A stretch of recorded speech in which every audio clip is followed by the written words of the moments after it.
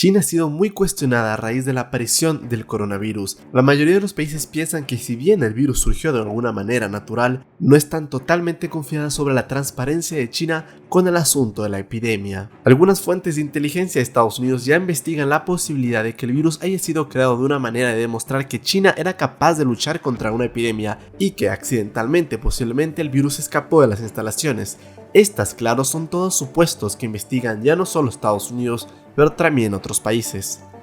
China admitió hace unas semanas un número de muertos que duplicaba al oficial en la ciudad de Wuhan, donde se originó el brote, reforzando aún más la creencia de que China ocultó las cifras y escondió la magnitud del desastre. Europa se llevó la peor parte del golpe, tiene más de 100.000 muertos el continente, Estados Unidos más de 50.000 y América Latina ya superó las 10.000 muertes. ¿Cómo es posible que China tuviese solo 4.300 fallecidos siendo el principal país del brote? Las tensas relaciones entre Estados Unidos y China ya databan antes de la pandemia. Los dos países estuvieron a una cruda guerra comercial que al final ambos habían logrado llegar a un acuerdo preliminar, pero este acuerdo pende ahora de un hilo, donde el virus ha puesto seriamente en jaque las relaciones entre China y Estados Unidos. Muchas personas se están preguntando, ¿realmente salió ganando China con este virus? ¿Puede celebrar algo, siquiera? La respuesta es sin duda muy polémica y muy compleja, pero trataremos de responderla el día de hoy. Les habla Alejandro, sin más que decir, comencemos.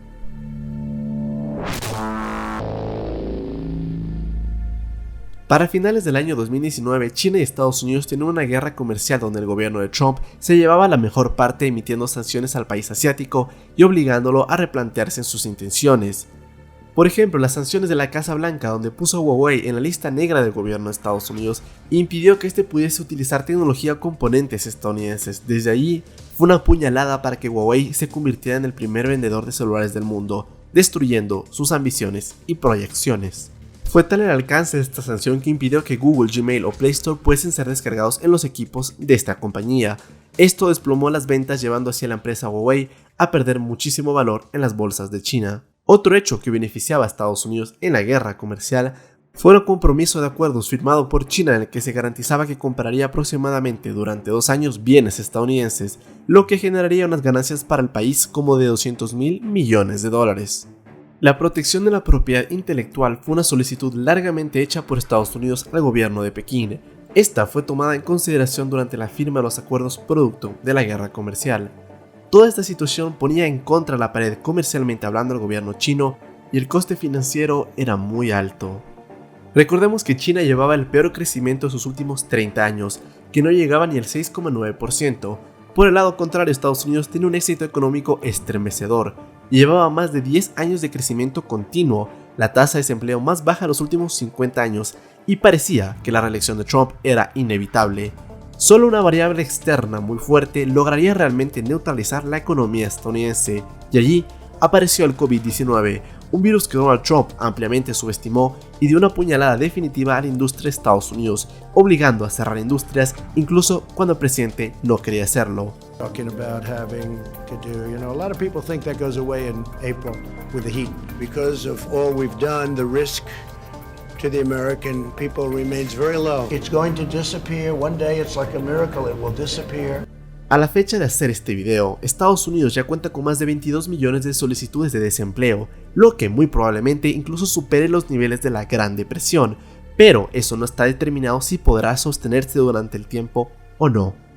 Indudablemente, la crisis sanitaria mundial ha dejado a un lado los acuerdos que pudieron haber existido entre ambos países y actualmente se han presentado conflictos e incluso se han expuesto teorías de conspiración en las que se acusa a China directamente de crear el virus y utilizarlo a beneficio propio, sobre todo en los puntos de vista económico y políticos. El gobierno de Trump ha emitido declaraciones muy polémicas en las que se dice que va a investigar y llegará hasta el final y las últimas consecuencias para conocer la verdad.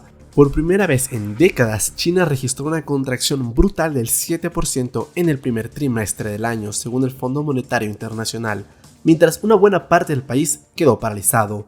Un frenazo tan brutal a la economía china costará mucho al país económicamente y socialmente hablando. Sería difícil imaginar un virus hecho a propósito, pues al final cada país del mundo le afectaría.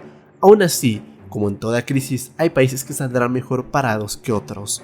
Mucha gente se pregunta si realmente China inicialmente trató de encubrir la existencia del virus, así como si fue realmente capaz de desviar su responsabilidad.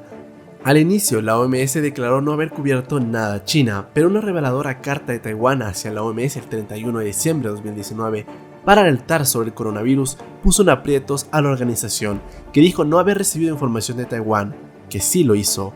Taiwán, con apenas 450 casos y no más de 6 muertos, ha sido un país con éxito total para lidiar el coronavirus, un ejemplo que tanto para China como para la OMS no existe, ya que China la considera una provincia rebelde y la OMS trata de evitar a toda costa hablar de Taiwán.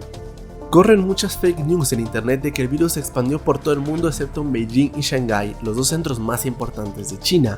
Esto es falso. Beijing y Shanghái sí confirmaron sus primeros casos en enero, pocos días después del brote, pero por el bloqueo masivo de la provincia de Hubei, donde estaba Wuhan, la gran mayoría de casos se concentró en esa provincia, al menos eso dice el gobierno chino. Estados Unidos piensa que por más eficaces, efectivas y brutales que hayan sido las medidas tomadas por el gobierno chino para evitar la propagación del coronavirus, es imposible que en el país se produjeran tan solo 88.000 contagios y solo 4.500 muertes, cuando Estados Unidos, Francia, España, Italia, Bélgica, Irán, Reino Unido, Alemania, Ecuador, Holanda y demás países superan ya en muertos oficiales a China. En un país como Estados Unidos con 320 millones de habitantes, el COVID ya se ha reclamado más de 50.000 vidas y podría llegar a más de 100.000. En Estados Unidos ya hay más de 1 millón de infectados y la tasa de nuevos contagios ronda entre los 25.000 y 40.000 diarios. Esto en un país con 5 veces menos población que China. ¿Cómo se explica que el día más mortífero de China fue el 15 de febrero con 142 muertes y en cambio el de Estados Unidos fue hasta la elaboración de este video el 21 de abril con cerca de 3.000 fallecidos? Hay muchas variables y explicaciones, incluyendo que China se cerró totalmente, algo que Trump retardó muchísimo.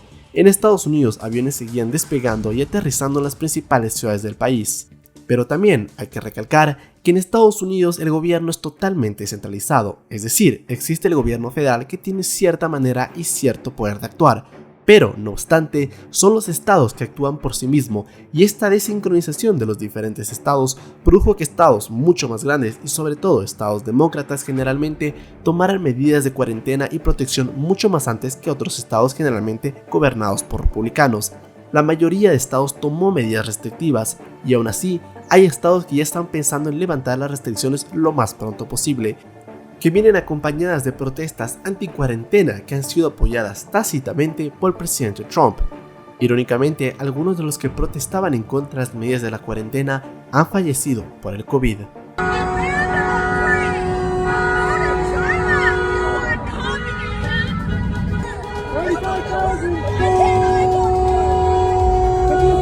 En cambio, China, el régimen autoritario de Beijing dictó una orden para todo el territorio nacional. A diferencia de Estados Unidos, cada provincia china no podía tomar las medidas que consideraran necesarias. El régimen de Beijing fue tajante y directo. En cambio, en Estados Unidos, un sistema federal, cada estado actúa por su cuenta y con realmente el poder de decisión que la Constitución le otorga a cada estado. Pero incluso tomando todos estos factores en cuenta, es lógico pensar que el avance del COVID en China fue mucho mayor del reportado. Y justamente por los efectos tan brutales que está teniendo la pandemia en todo el mundo y especialmente en Estados Unidos, Trump acusó formalmente a la OMS de haber encubierto a China y decidió tomar una acción fulminante para la organización. Así el presidente de Estados Unidos anunció que retiraba todos los fondos a la OMS. ¿Esto beneficiará a China o la perjudicará? Realmente el presidente Trump fue uno de los presidentes más lentos en el mundo en actuar. Aún así, por ejemplo, el presidente Trump fue uno de los primeros en cancelar todos los vuelos provenientes hacia y desde China, así también como el ingreso de todos los que hubieran estado en China continental hace menos de 15 días. Esta decisión fue incluso criticada por la OMS diciendo que el cierre de fronteras que impuso Estados Unidos hacia China era contraproducente y realmente no beneficiaba a ninguno de los dos países. Fue el 30 de enero cuando ya la OMS declaró la emergencia internacional del coronavirus y fue en ese momento cuando más del 95% de los casos todavía estaban presentes en China continental. Tanto errores de la administración estadounidense como errores de la administración de la OMS llevaron a la agravación de la pandemia.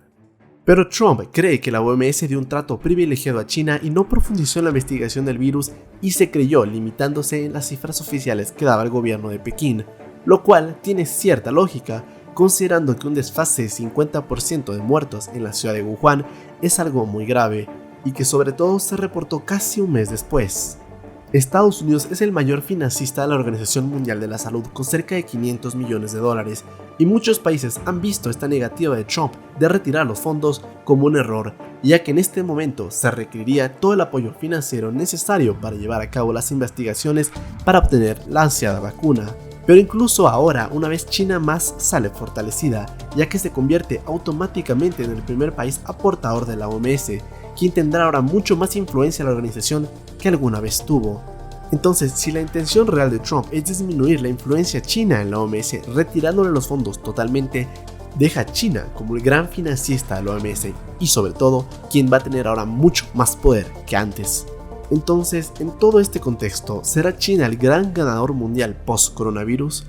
Económicamente hablando, este año comenzó terrible para China.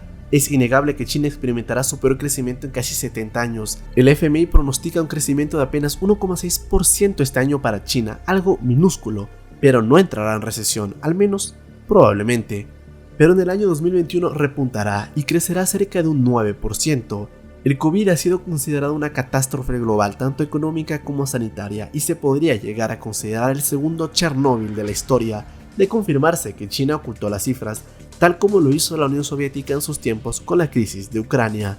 Desde el punto de vista político, la imagen de China ha quedado muy afectada en el mundo, y a muchos países como Francia, Reino Unido y Estados Unidos dicen que China tendrá que responder preguntas muy duras. China se encontrará actualmente transmitiendo la idea a nivel mundial de que triunfó sobre el control de la enfermedad en China y que esta fue producto de la política única que se generó en el seno del Partido Comunista. Pero ahora se evidencia que las dimensiones del problema eran mucho más grandes de las que se podía imaginar o reportar oficialmente el gobierno de Pekín. China ya le lleva una delantera al mundo, en el sentido que ya pasaron por el proceso de cerrarse por casi 3 meses y están poco a poco reabriéndose. Aún así, es muy temprano para poder sacar conclusiones de que China realmente ganó al virus. Si bien Wuhan ya fue liberada, no todo es como parece. Existe riesgo inmediato de una segunda ola. Algunos analistas ya han concluido que China será el ganador de la catástrofe sanitaria. ¿Por qué ganador si China también perdió económicamente? Pues muchos saben que la pandemia será recordada no solo como un desastre humano global, sino también como un punto de inflexión de Estados Unidos. El presidente Trump no parece tener interés en liderar la respuesta global al virus. Los anteriores presidentes estadounidenses lideraron campañas contra el VIH, el ébola y demás enfermedades. Trump se comprometió desfinanciando a la Organización Mundial de la Salud, que si bien pudo cometer sus errores y caer bajo la influencia china, retirarle aún más el financiamiento en este momento si deja a la OMS a la total merced del país asiático. Asimismo, Trump reafirma tener el poder absoluto para abrir de nuevo el país, algo que ni la misma Constitución de Estados Unidos le da. Este poder lo tienen los respectivos estados y sus gobernadores. Así, la misma Constitución estadounidense le ata de manos en su anhelado intento de reabrir el país a como dé lugar. So, introduction to constitutional theory and policy. The states have the power to open. The states are opening on their own timelines, right? The governors are going to open when they think they should open. Por el otro lado, el régimen autoritario y dictatorial de Beijing no tuvo que consultar con nadie, solo tomó las decisiones y ya. Eso sin duda le dio mayor margen de maniobra a China para poder tratar la pandemia. Aún así, no se puede saber si los funcionarios de China han sido sinceros sobre la cantidad de casos y muertes por coronavirus. Un régimen autoritario como el chino puede decirle a las fábricas que inicien y que produzcan, pero no puede obligar a los consumidores a comprar sus productos. Solo será allí cuando realmente el régimen chino no podrá obligar a algo a sus ciudadanos. Los países ricos también sospechan de los motivos de China. La Unión Europea insiste a los gobiernos del continente a comprar participaciones en compañías europeas o a protegerlas para evitar que China o empresas chinas aprovechen las turbulencias del mercado para comprarlas a precio de gallina muerta. La Organización Mundial del Comercio también espera una contracción del 13 y el 30% del comercio a corto plazo. Si esto se convierte en un problema a largo plazo, ya es una preocupación que también afectará tanto a China como a cualquier otro país. Una prueba de las intenciones de China será cómo actúa en la carrera por la vacuna. Si llega primero, el éxito podría usarse como un triunfo nacional e internacional y una plataforma para poder cooperar en todo el mundo. Otra prueba es el alivio de la deuda de los países pobres. El 15 de abril el G20, incluida la misma China, acordó permitir que las naciones endeudadas suspendan los pagos de la deuda a sus miembros durante 8 meses. En el pasado, China ha regateado la deuda a puerta cerrada y ha hecho tratos para obtener concesiones políticas, como por ejemplo cuando China construyó la sede de la Unión Africana en Etiopía y terminó que estaba siendo espiada por servidores chinos. El interés de China más que todo es reducir el estado del dólar como moneda de reserva y colocar en cambio su moneda. También es poner a diplomáticos en trabajos influyentes en organismos multilaterales, de modo que estén en condiciones de dar forma a las reglas globales. Eso ya sucedió por ejemplo con la OMS, donde China tuvo la suficiente influencia para que la organización considerara la medicina tradicional china dentro de sus reglamentos de salud oficiales. El mundo no volverá a ver a China de la misma manera y tampoco China verá al mundo igual. Cambió para siempre y aún no sabemos si es totalmente para bien o para mal. ¿Y tú qué piensas? ¿Consideras que China se benefició económicamente, políticamente o sanitariamente de toda la tragedia que está sucediendo actualmente? ¿Consideras que algún país se puede realmente proclamar vencedor de una tragedia humana como esta? Espero que te haya gustado el video. No olvides que me puedes seguir en mis redes sociales y apoyarme en Patreon si así lo deseas. Nos vemos la próxima semana. Un gran abrazo y adiós.